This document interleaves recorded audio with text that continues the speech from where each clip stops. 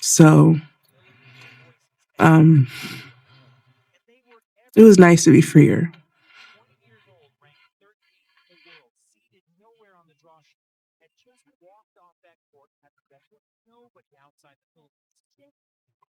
Okay, everyone, thank you. 80 minutes, that's all it lasted. 80 minutes for one of the most beautiful pairings the WTA Tour has given us in years to live, breathe, and then disappear on a grass court in Germany. The dream team of Alex Eala and Venus Williams is over, gone in straight sets in the quarterfinals of the Bad Homburg Open. And honestly, I don't think people fully understand what we just watched end, because this was never just a doubles match.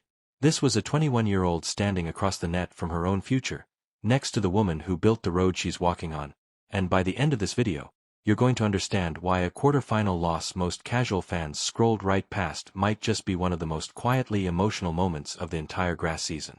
Let's set the scene, because the scoreline alone doesn't tell you anything. Eala and Williams went down 6-3, 6-2 to the second seeds. Slovakia's Teresa Mihalikova and Great Britain's Olivia Nichols. Two players ranked number 29 in the world in doubles, who needed exactly 1 hour and 20 minutes to send the dream packing. And here's the thing, it didn't even start badly. Eala and Williams actually grabbed the early lead, up 3-2 in that first set, holding serve, looking like they belonged. The crowd was buzzing, and then the floor fell out. Mihalikova and Nichols reeled off 6 straight games. 6. Just like that, the first set was gone, and they were up 2-love in the second. Let that sink in, from 3-2 up to staring down a sweep in the blink of an eye. But here's what nobody is talking about. This loss wasn't about Eala and Williams being bad. It was about the brutal, unglamorous truth of doubles tennis. Chemistry beats star power every single time. Think about who they were actually playing. Mihalikova and Nichols aren't some random pairing thrown together for a warm-up. These two have teamed up for 9 straight tournaments. 9. And just weeks ago, in June, they lifted the doubles trophy at the Queen's Club Championships. That's a real battle-tested partnership with hundreds of reps together at the net. And across the court? Two players who had known each other as teammates for roughly 24 hours. You cannot manufacture that kind of telepathy overnight, not even when one half of your team is a 7-time Grand Slam champion, and the stats back it up in the most painful way possible. In that opening set, Eala and Williams created 4 breakpoint chances. 4 real openings to swing the match. They converted exactly 1. Meanwhile, their opponents had 3 breakpoint chances and took all 3. Think about that gap. When the door cracked open, the dream team couldn't walk through it. When the veterans got a sniff, they kicked it down. Every time. That right there is the entire match in 2 numbers. But that's only where this starts, because to understand why this hurts, you have to understand who Alex Eala actually is right now and what kind of run she was on walking into this tournament. This is not some lucky wild card. This is the hottest young player on grass on the planet. Earlier in June, she won the WTA 125 title in Birmingham. Then she rolled into the Berlin Open and reached the semifinals, her first ever WTA 500 semifinal. And along the way, she was knocking off top 10 players, including a win over Alina Svitolina.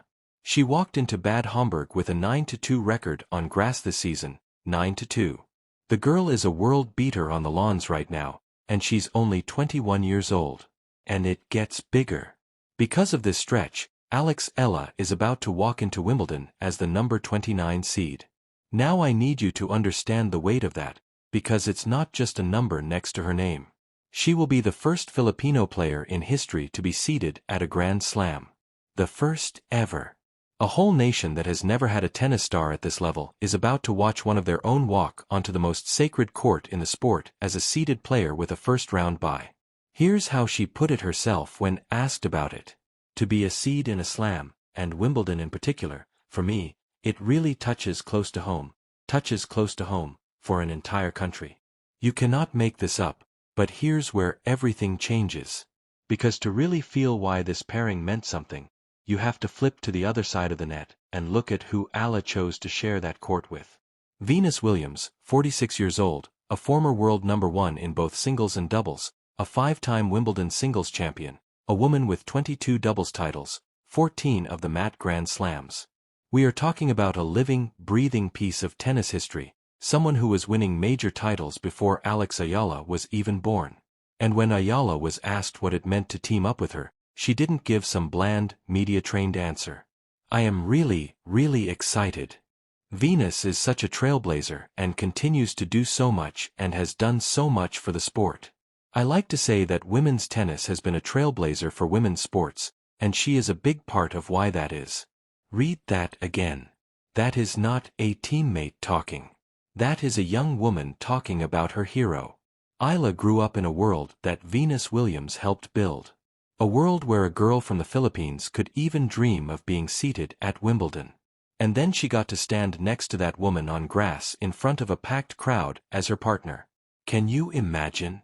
Can you imagine being 21 and getting to play alongside the person who is the reason the door was open for you in the first place? That is the emotion at the center of this. You didn't need a tearful press conference to feel it. It was right there in the matchup itself. And let's be honest for a second about how stacked that other side of the net really is, because it makes the partnership even more special. Venus Williams is not a name you say lightly. We're talking about a former world number 1 in both singles and doubles. A 5-time Wimbledon singles champion. 49 singles titles across her career.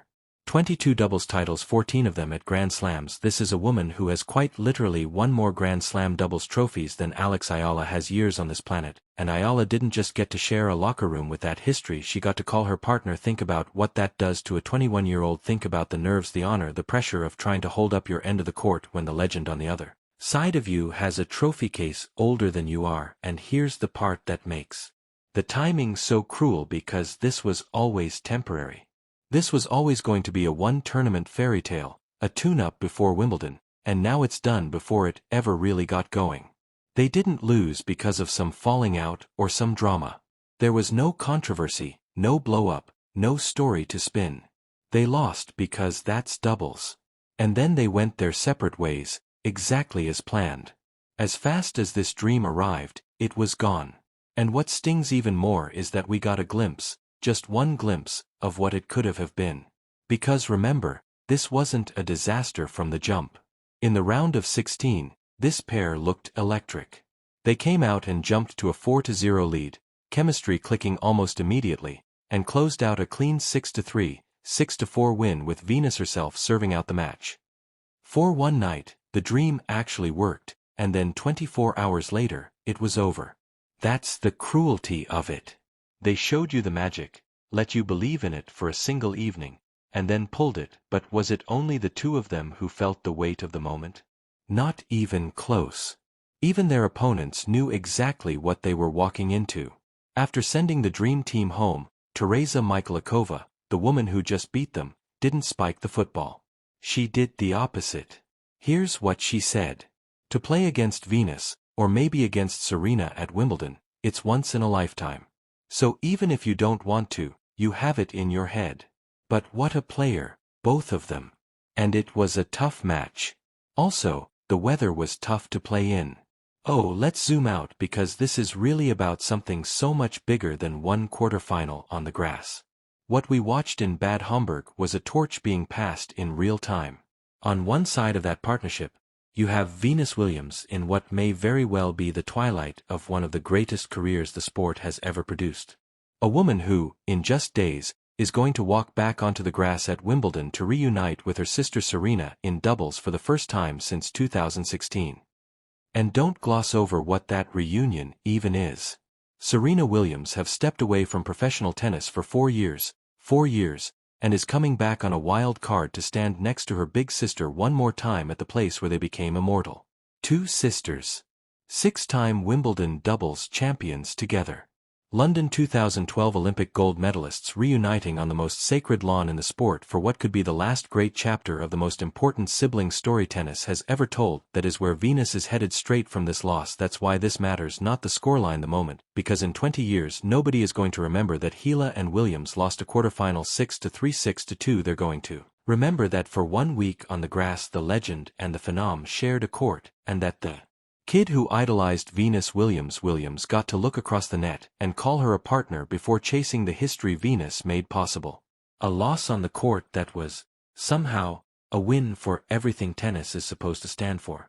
So now I want to hear from you, because this one's a real debate. Was this pairing a beautiful one-off we'll be telling stories about for years? And don't gloss over what that reunion even is. Serena Williams have stepped away from professional tennis for 4 years, and is coming back on a wild card to stand next to her big sister one more time at the place where they became immortal. Two sisters. 6-time Wimbledon doubles champions together. London 2012 Olympic gold medalists reuniting on the most sacred lawn in the sport for what could be the last great chapter of the most important sibling story tennis has ever told. That is where Venus is headed straight from this loss. That's why this matters, not the scoreline, the moment, because in 20 years nobody is going to remember that Eala and Williams lost a quarterfinal 6-3, 6-2. They're going to remember that for 1 week on the grass the legend and the phenom shared a court, and that the kid who idolized Venus Williams got to look across the net and call her a partner before chasing the history Venus made possible. A loss on the court that was, somehow, a win for everything tennis is supposed to stand for. So now I want to hear from you, because this one's a real debate. Was this pairing a beautiful one-off we'll be telling